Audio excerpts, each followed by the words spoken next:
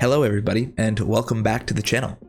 Today we are going over the adventure rank system in Season 5, as well as giving you some of my thoughts and some tips and tricks to get you to Demigod a little bit faster.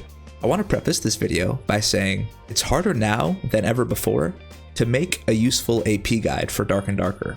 Back in the day, before Randomized Dungeon, you could just run the same path over and over, and I could give you certain routes to run that will maximize your AP. Now with Randomized Dungeon, at least in Crypts and Inferno, that's no longer the case.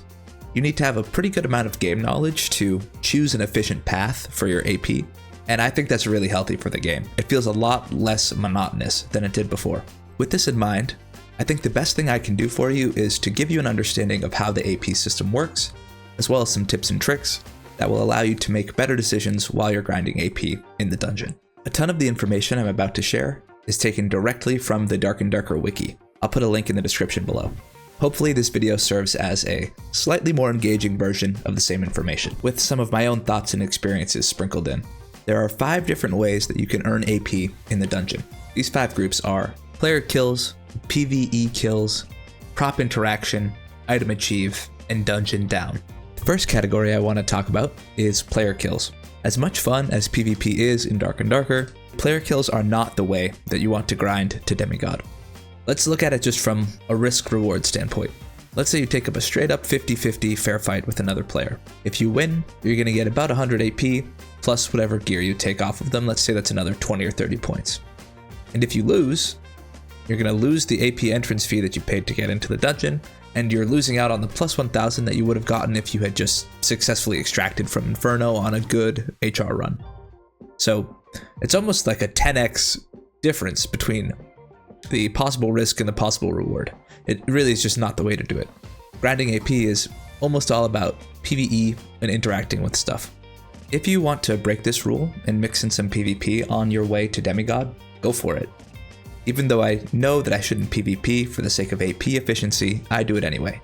But just know that when you take the fight, your odds of getting to Demigod quickly would be better if you just skipped PvP entirely. Next up, we're going to talk about generating AP through PvE. There are 3 different categories here. We have monsters, which are the regular trash mobs, sub-bosses, and bosses. Monsters are worth somewhere between 1 and 4 AP apiece, depending on which monster it is, and its difficulty rating from normal to nightmare. So my advice here would just be kill all the monsters you come across. I don't go out of my way to clear extra modules, but I kill everything I find. Then we have sub-bosses. Sub-bosses are the bread and butter of generating AP in the PvE category. They are worth a crazy amount of AP relative to the amount of time they take to kill. I would learn where you can find these bosses in Ruins, Crypts, and Inferno. Seek them out as much as you can in your AP runs. The Demon Berserker and Demon Centaur in particular are worth 50 AP each. That's as much as Spectral Knight. And they're pretty easy to cheese if you know the spots, so make sure you are going out of your way to hunt down sub-bosses. And then we can talk about bossing. In general, I would not recommend bossing as a part of your AP grind. There's 2 issues with it, despite the fact that bosses grant between 50 and 100 AP.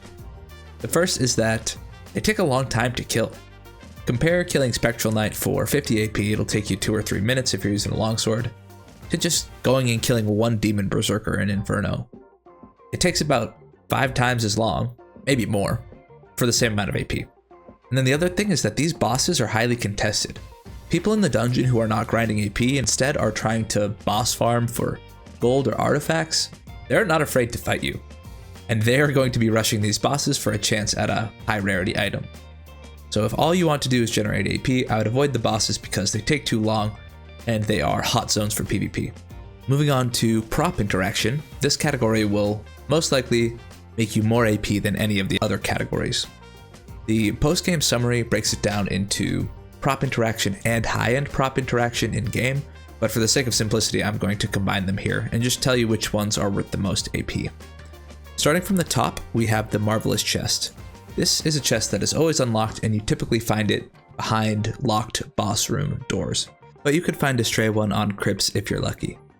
Next up is the Treasure Hoard, which according to the wiki is worth 20 AP on crypts and 30 AP in Inferno. You can find some unguarded by bosses. Unguarded treasure hoards in crypts, which would be 20 AP for the first pull, Keep in mind though that you don't get 20 AP per pull. So the first hit gives you AP, and then the rest are just piling up items and treasure for your item achieve that we'll get to in a little bit. Next up is the Royal Coffin, always unlocked and worth 20 AP per. These are really, really great. You can find 3 of them along the north wall of ruins, and then you can also find a stray one in crypts if you're lucky. Next up we have the Golden Chest, always locked, so make sure you bring lockpicks when you're going for your AP grind. These are worth 15 each. Then we have the Blue Portal. These spawn in groups of 3 now, always, and they're worth 15 AP per. So each set of 3 is worth 45 points, which is a ton of points, especially because you don't need a lockpick, you don't need to kill anything. All you need to do is walk up and press a button.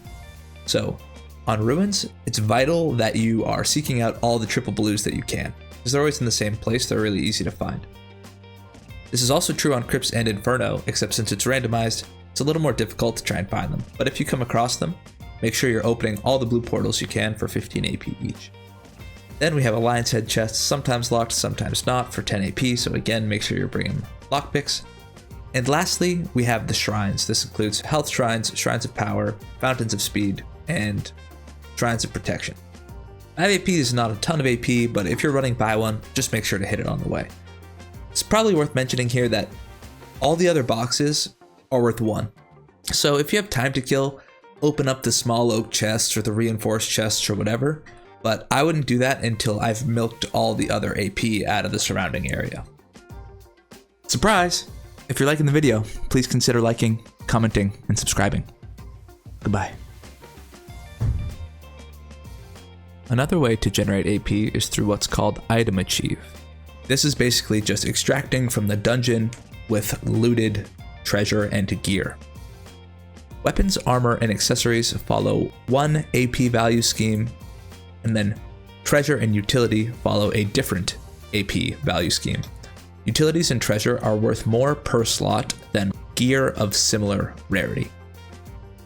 We can understand this through an example by comparing the value of a purple crown to a pair of orange plate boots.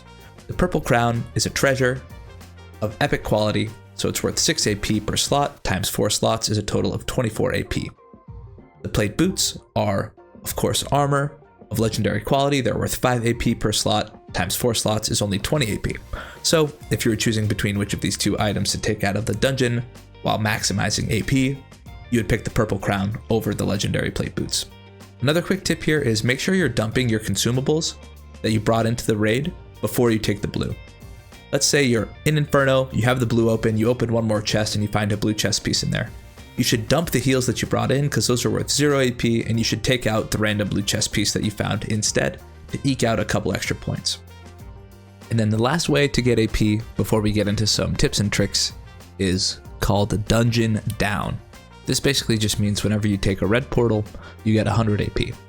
This is the main reason why we choose to do our AP farming on crypts instead of on Ice Abyss or Goblin Caves, because you can go deeper once into crypts and deeper again into Inferno for a free 200 points. This is also giving you more time in dungeon to farm points, so crypts is the way to go. Sometimes you'll be losing a PvP fight and the only way to survive is to take a blue.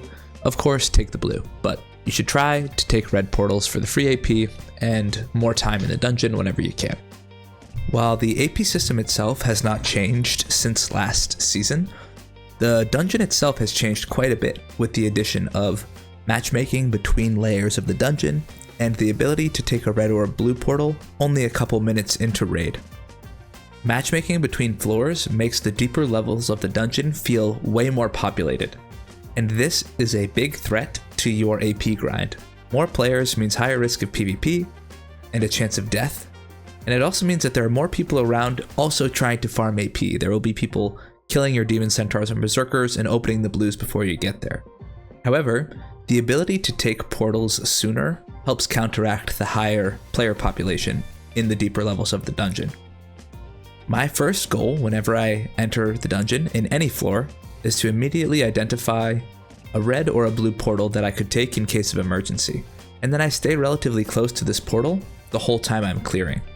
This way, if I see a player who is incredibly geared or a player who is my class counter, I can just use my backup plan, run out the portal, and save myself the AP.